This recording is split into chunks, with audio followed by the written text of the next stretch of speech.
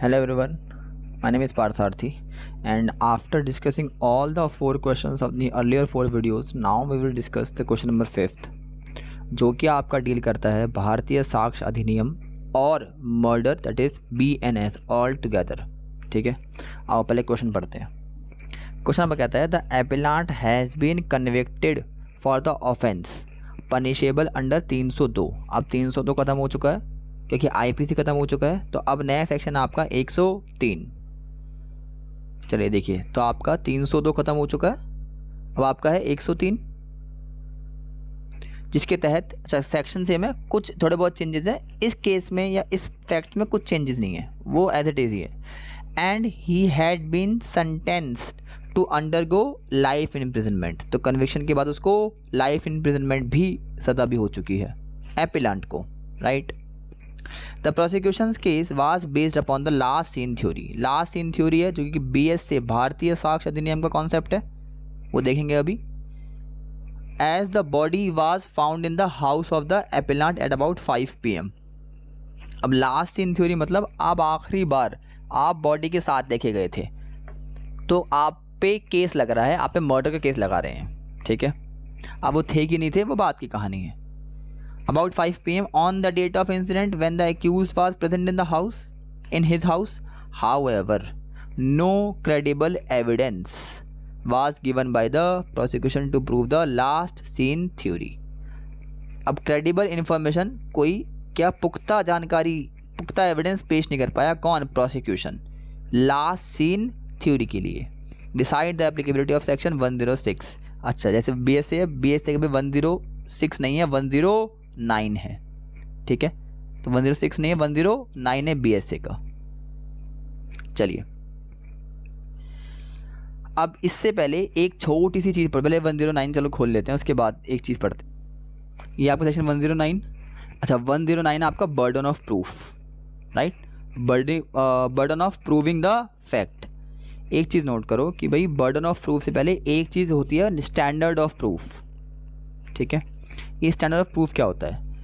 Criminal cases में जो आप जब केस अपना प्रूव करते हो कोर्ट के सामने, तो किस हद तक प्रूव करोगे, वो कौन सा स्टैंडर्ड आप प्रूफ का अपनाओगे, वो स्टैंडर्ड आप अपनाते हो बियॉन्ड रीजनेबल डाउट। ठीक है, आप अपनी बात, अपनी कोई फैक्ट या अपना जो केस है वो आप बियॉन्ड रीजनेबल डाउट तक प्रूव करोगे।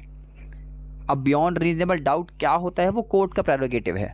ठीक है, मतलब मेजरली लगना चाहिए कोर्ट के, हाँ भाई ये केस इस तरफ झुका हुआ है, बियॉन्ड रीजनेबल, किसी भी डाउट के, रीजनेबल डाउट के बियॉन्ड जा रहा है ये केस और प्रूव हो चुका है, तो हम मान लेते हैं, राइट। सिविल में क्या अपनाते हैं हम? सिविल में अपनाते हैं प्रीपोंटरेंस ऑफ प्रोबेबिलिटी। ठीक है, वो छोड़ देते हैं, मतलब उतनी प्रीपोंटरेंस तक, मतलब मैक्सिमम थोड़ा बहुत प्रूव करेंगे सिविल केसेस में, एंड कोर्ट मान लेंगे कि हाँ भाई ठीक है ये केस प्रूव हो रहा है। लैक ऑफ एविडेंस नहीं है यहाँ पर। सो यहाँ पर जो बात हो रही है वो बात हो रही है आपके लास्ट सीन थ्योरी के ऊपर। अब पढ़ते हैं, लेकिन लास्ट सीन थ्योरी से पहले, सेक्शन 109 से पहले यहाँ पे हमें 104 भी पढ़ना पड़ेगा, क्योंकि वो जनरल बात कहता है, 109 स्पेशल बात कहता है। पहले 104 देखते हैं, बर्डन ऑफ प्रूफ का क्या मतलब है। ठीक है, the burden of proof is saying whoever desires any court to give a judgment, whoever desires any court to give judgment so as to any legal right or liability dependent on existence of fact which he assert मतलब कोई अगर बात पे depend करती है, जो ये कह रहा है कि भाई इसका मेरा राइट है या उसकी लाइबिलिटी है, अगर वो मैं कोर्ट से जजमेंट डिज़ायर कर रहा हूँ, तो must prove that those fact exist. ठीक है, तो प्रूव करना पड़ेगा कि वो फैक्ट जिनके बेस पर आप आए हो कोर्ट में राइट या किसी की लाइबिलिटी लेने के लिए, वो एग्जिस्ट करते हैं। And when a person is bound to prove the existence of any fact, जब कोई बंदा बाउंड होता है प्रूव करने के लिए, it is said that the burden of proof lies upon the person, तो उसी पर्सन पे जो आया है उसके ऊपर बर्डन ऑफ प्रूफ होता है। मतलब मैं अगर कोर्ट में गया हूँ कि फलाने ने क्या किया है, मर्डर किया है, तो मेरे पे बर्डन ऑफ प्रूफ है, BOP मेरे पे है। अब ये बर्डन ऑफ प्रूफ जो है वो आपको बियॉन्ड रीजनेबल डाउट प्रूव करना है। I hope this is clear. ठीक है, ये तो बात हो गई जनरल बात। अब सेक्शन 109 बात करता है आपकी स्पेशल, क्या कह रहा है 109 आपका ये कह रहा है कि दैट इज़ फाइन कि बर्डन ऑफ प्रूफ उस पर है जो फैक्ट बताता है या जो कोर्ट के पास जजमेंट के लिए आया है। लेकिन जब कोई बात किसी special with in the knowledge होती है किसी पर्सन के, तो जिसकी नॉलेज में वो बात होती है बर्डन ऑफ प्रूफ उसके ऊपर होता है। The burden of proof proving that fact is upon him. मतलब कहने का ये है कि मान लो मैंने बोला है कि मिस्टर ए ने मर्डर किया है, तो सेक्शन 104 के according burden of proof upon मी कि उसने मर्डर किया है। मैं अब साक्ष्य लेके आऊँगा, मैं विटनेसिंग लेके आऊँगा, जितने एविडेंसिंग है मैं लेके आऊँगा और प्रूव करूँगा कि उसने मर्डर किया है। उसने कोर्ट में बोला कि सर जब ये मर्डर हुआ मैं यहाँ मौजूद ही नहीं था, तो ये बात स्पेशली उसकी नॉलेज में है, तो ये बात अब प्रूफ उसे करनी है, तो बर्डन ऑफ प्रूफ जो होगी वो उसके ऊपर हो गई। I hope this is clear, ठीक है। लेकिन दोनों ही केस में हमें क्या प्रूफ करना है, beyond reasonable doubt. I hope this is clear कि बियॉन्ड रीजनेबल डाउट और burden of proof, standard of proof और बर्डन ऑफ प्रूफ क्या है, ठीक है। अब यहां पे क्या हो गया, लास्ट इन थ्योरी में कोर्ट ने लगाया बियॉन्ड रीजनेबल डाउट। आओ देखते हैं, कोर्ट ने बोला यहां पर रिसेंटली सुप्रीम कोर्ट एक्विटेड, मुबारक हो जी आपका एक्यूज्ड का। अब मुझे नहीं पता कि एक्यूज ने मर्डर किया था कि नहीं किया था, लेकिन कोर्ट ने एक्विट कर दिया उसको, एक्यूज्ड को। Was charge with the offence of murdering his wife because of prosecution was not able to prove the prima facie case against the accused for invoking section 109। मतलब अब क्या है, 109 कैसे लग गया उसके ऊपर, एपेलेंट के ऊपर। इनका कहना था प्रोसिक्यूशन का कि भाई लास्ट सीन थ्योरी अप्लाई होती है, लास्ट सीन थ्योरी अप्लाई होती है, तो लास्ट सीन थ्योरी के हिसाब से हम मान लेंगे कि एपेलेंट ही मर्डर है।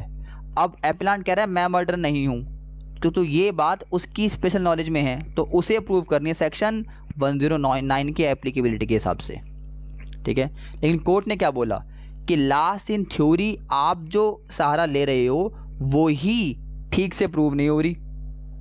कैसे, वो दिखाता हूँ मैं आपको। कोर्ट ने क्या बोला, ये कोर्ट की लाइनें हैं। कोर्ट ने बोला है इन दिस केस, कोर्ट किया है specially in this case going by the evidence of PW1 prosecution witness, ठीक है, the deceased had already died before 5 PM, वो मर चुकी थी।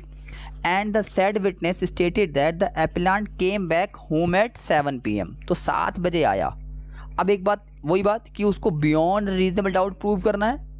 There is no evidence to prove the theory of last seen together, therefore prosecution has not discharge the burden. तो आपकी last seen की theory ही प्रूव नहीं हो रही, तो आप बर्डन कैसे शिफ्ट कर सकते हो उस पर। तो बात तब आएगी ना जब आप ये प्रूव कर दो कि लास्ट सीन थ्योरी उस पर अप्लाई हो रही है।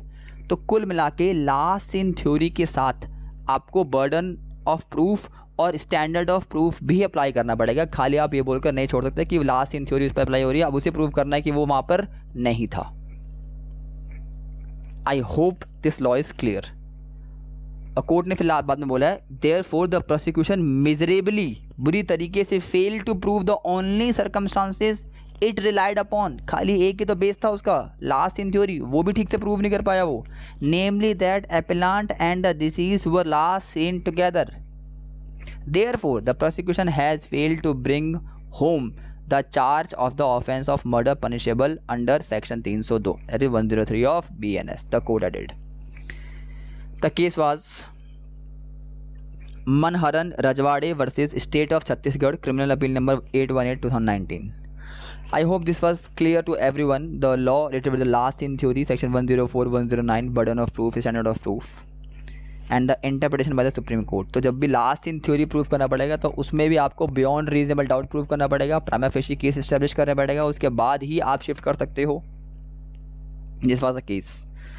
Thank you very much. With next video we will discuss another question number 6 and देखेंगे कि उसमें कौन सा लॉ आता है। Thank you.